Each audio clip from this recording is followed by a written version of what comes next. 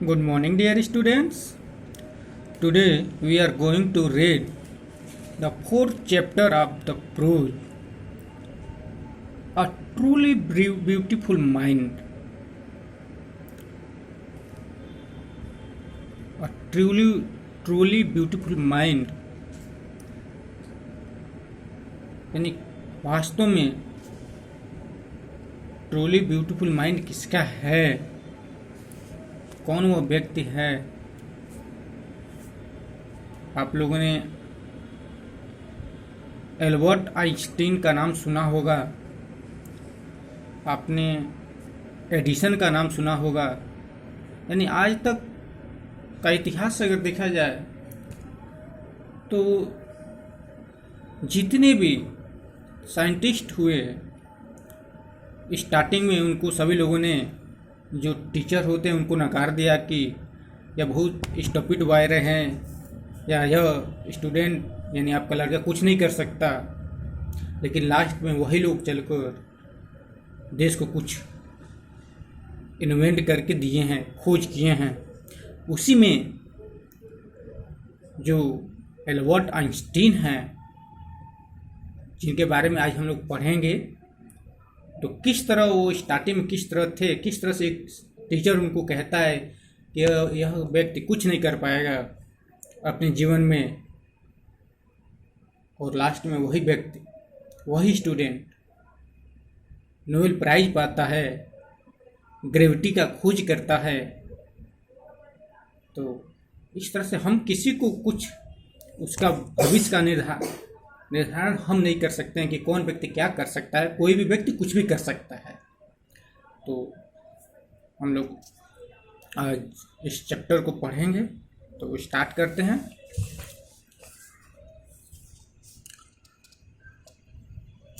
Albert Einstein was born on 14 March 1879 in German city of Ulm without any indication that he was destined for greatness।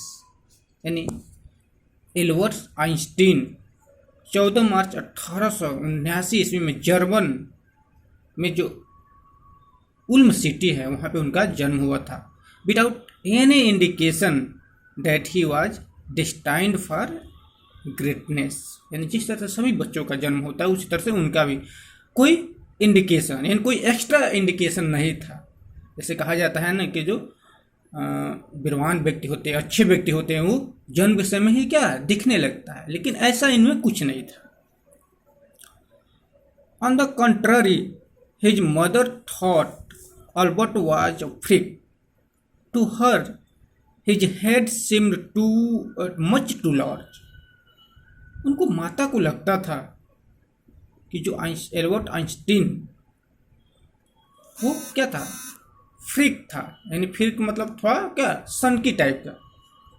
To her क्योंकि his head seemed too much too large, उसका जो head था वो क्या था, थोड़ा लंबा दिख रहा था। क्योंकि हम जानते हैं नॉर्मली बच्चे जब बॉर्न करते हैं, पैदा लेते हैं, तो सबसे बड़ा उनका सिर ही रहता है। लेकिन उनकी माता को लग रहा था कि नॉर्मल से भी कुछ बड़ा है। At the age of 2.5 Einstein was not talking. यानी जब आइंस्टीन 2.5 वर्ष का हुआ तब भी वो अभी बोल नहीं पा रहा था। आजकल तो बच्चे 1 साल पे ही बोलना स्टार्ट कर दे रहे हैं। When he finally did learn to speak, he uttered everything twice। And जब आइंस्टीन बोलना स्टार्ट किया तो प्रत्येक वर्ड को वो ट्वाइस यानी 2 बार करके बोलता था। Einstein did not know what to do with other children, and his playmates call him brother boring। और इस तरह से जो आइंस्टीन था उसको ये भी नहीं पता था कि अपने दोस्तों के साथ क्या करना चाहिए, किस तरह से रहना चाहिए। और इस तरह से जो उसके प्लेमेट थे, यानी जो उसके मित्र थे, उसको बोरिंग ब्रदर कह के पुकारते थे, यानी ब्रदर बोरिंग कह के पुकारते थे। So the youngster play by himself much of the time. और इस तरह से जो एल्बर्ट आइंस्टीन था अपने यंगर यानी छोटे बच्चों के साथ क्या करता था, खेलता रहता था।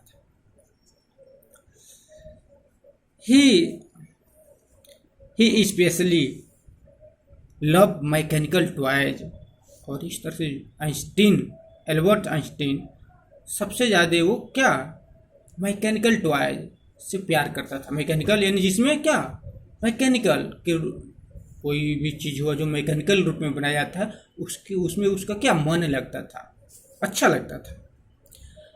Looking at his new born sister माझा, he is said to have said, "Fine, but where are her wheels?" जब Albert Einstein saw his sister, जब वो अपनी बहन को वो देखता है जो माझा है, जो अभी हाल ही में पैदा हुई थी, तो देखने के बाद वो कहता है कि अच्छी है, लेकिन उसका व्हील्स कहाँ है। व्हील्स मतलब पहिया होता है, यानी जिसके सहारे हम चलते हैं। जहाँ पे व्हील्स का मतलब क्या है, पैर से संबंधित है कि उसका पैर कहाँ है। बताइए उतनी छोटी उम्र में वो बच्चा क्या सोच रहा है। A headmaster once told his father that what Einstein chose as a profession would not matter because he will never make a success at anything। जो एक बार जो हेड मास्टर थे उसके पिता से एक बार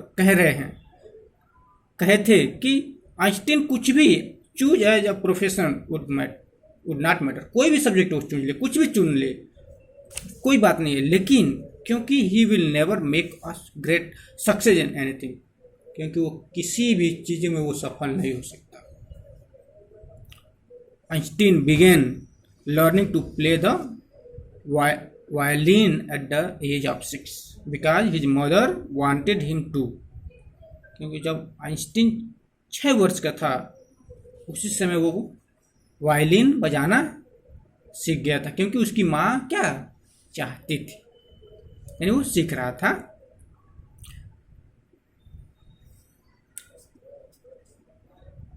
He later became a gifted amateur violinist, maintaining this skill through his life। Amateur violinist मतलब कि कोई भी चीज़, जैसे हम लोग को गाना ही गाना होता है तो अपने मन बहलाने के लिए क्या करते हैं, गा लेते हैं। कुछ बजाना होता है तो अपने मतलब अपने प्रोफेशन वो हमारा प्रोफेशन नहीं है, लेकिन हम क्या अपनी संतुष्टि के लिए, सेटिस्फेक्शन के लिए हम क्या करते हैं, वो काम करते हैं। तो इसीलिए मतलब वो जो वायलिन थे वो वायलिनिस्ट थे, यानी अपने मन, जब उनका मन करता था तो वो क्या करते थे, बजा लेते थे। But Albert Einstein was not a bad people, लेकिन जो एल्बर्ट आइंस्टीन थे वो बैड पीपल नहीं थे, स्टूडेंट नहीं थे। He went to high school in Munich when Einstein family had moved when he was 15 months old and secured good marks in almost every subject। यानी जब एल्बर्ट आइंस्टीन अपनी जब हाई स्कूल में, जो म्यूनिक एक city का नाम है जहाँ वो जाते हैं वहाँ पे पढ़ने, और वेयर हिज फैमिली मूव्ड, वहाँ से जो उनकी परिवार था, उनकी फैमिली था, वो वहाँ से जा चुका था, लेकिन वो एक अपने रिलेटिव के यहाँ रह कर क्या करते थे, पढ़ते थे। यानी when he was 15 month old, जब वहाँ पे 15 महीने हो गए, और उस समय and secure good marks in almost every subject, यानी अच्छे मार्क्स। जिस आइंस्टीन को एक टीचर ने कहा कि ये कुछ भी नहीं कर सकता, वही आइंस्टीन जब दूसरे जगह जाते हैं हाई स्कूल में, तो 15 महीने के अंदर ही वो हर सब्जेक्ट में अच्छे मार्क्स गेन करते हैं। Einstein hated the schools regimentation and often clashed with his teachers। At the age of 15, Einstein felt so stifled there that he left the school for good। और इस तरह से जिस स्कूल में वो पढ़ते थे, regimentation means discipline, hard discipline, strict discipline, यानी वहाँ का जो रूल रेगुलेशन था वो बहुत स्ट्रिक्ट था, और यही चीज़ उनको at often clashed with his teacher, और इस बात को लेकर वो अपने टीचर से क्या हो जाते थे,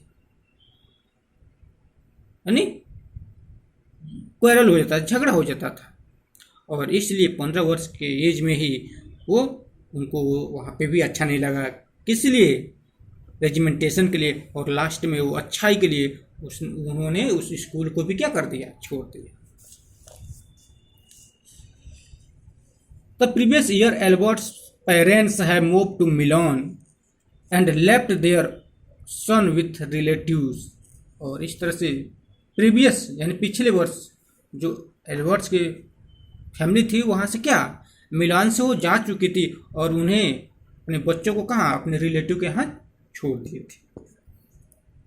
after prolong discussion Einstein got his wish to continue his education in German speaking Switzerland in a city which was more liberal than Munich. और इस तरह से जब उस स्कूल को उन्होंने छोड़ दिया तो प्रोलॉन्ग डिस्कशन, लंबे डिस्कशन के बाद आइंस्टीन को अपनी एजुकेशन को जारी रखने के लिए उन्हें जर्मनी में जर्मन स्पीकिंग स्विट्जरलैंड में एक नए स्कूल में उनका एडमिशन होता है, which are more liberal than Munich, जहाँ पे म्यूनिक से ज़्यादा फ्रीडम था, मतलब वहाँ पे कोई discipline, hard discipline, strict discipline नहीं था, यानी फ्रीडम थी।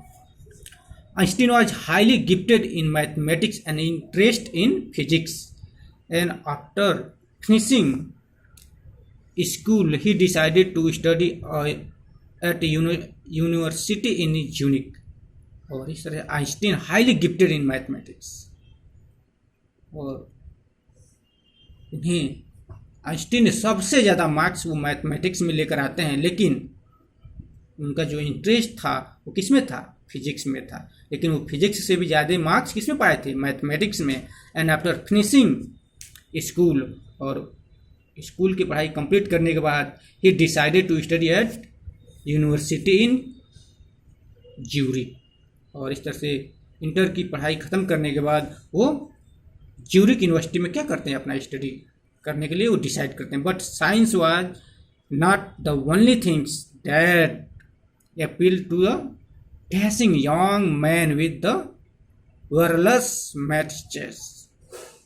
और केवल साइंस ही नहीं, यानी हर सब्जेक्ट में, हर चीज में वो क्या थे, अच्छे थे।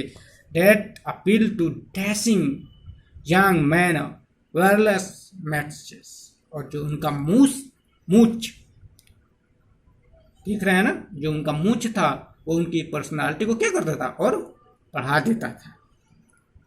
Dashing young man with the वर्लस maths. He also felt a special interest in a fellow student, Mileva Merrick, whom he found to be a clever creature. This young Serb has come to Switzerland because the university in Zurich was one of the few in Europe where women could get degrees। और इस तरह से जब वो इस university में जाते हैं तो वहाँ पे जो एक उनकी स्टूडेंट क्लासमेट मिलेवा मेरिक है, वो उनमें बहुत ज़्यादा क्या इंटरेस्ट रखते हैं, मतलब उनके साथ वो रहते हैं और अच्छा लगता है उनके साथ।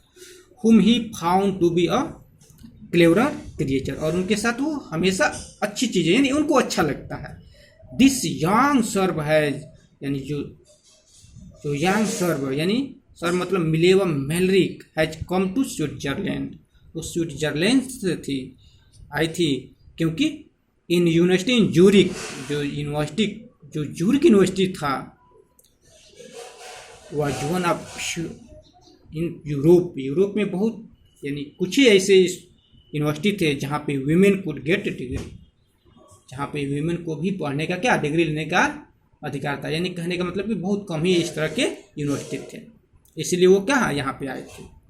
आइंस्टीन सा in her an ally against the Philistine. Those people in his family and at the university with whom he was constantly at. और इस तरह से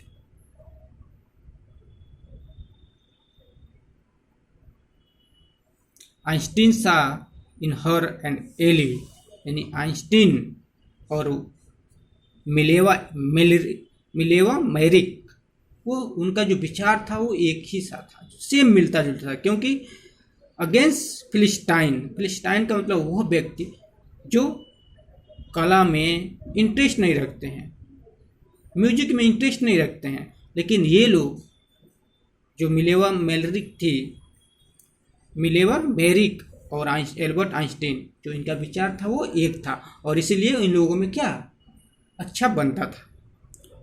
और इसलिए जो अगेंस्ट फिलिस्टाइन, यानी मतलब उनका परिवार भी इसके अगेंस्ट था, वही कह रहे हैं कि those people in his family and university with home he was constantly at, जो लोग इसके विरोध में थे उनके साथ वो क्या ऐड करते थे। The couple fail in love, और इस तरह से ये दोनों लोग एक दूसरे में क्या फेल हो गए, यानी लव करने लगे, एक दूसरे से प्रेम करने लगे। Letters survive in which they put their affection into words, mixing science with the tenderness. Wrote Einstein, how happy and proud I shall be when we both have brought our work on relativity to the victorious conclusion. और इस तरह से जब वो लोग, वो couple जब अपने पत्र को लिखते थे तो उस पत्र के उस they put their affection into a words, यानी कोई भी पत्र लिखते थे तो उसमें अपने प्रेम का इजहार भी क्या शब्दों के माध्यम से कर देते थे। And mixing science with tenderness, यानी साइंस के माध्यम से अपने प्रेम को भी क्या करते थे, एक्सप्रेस कर देते थे।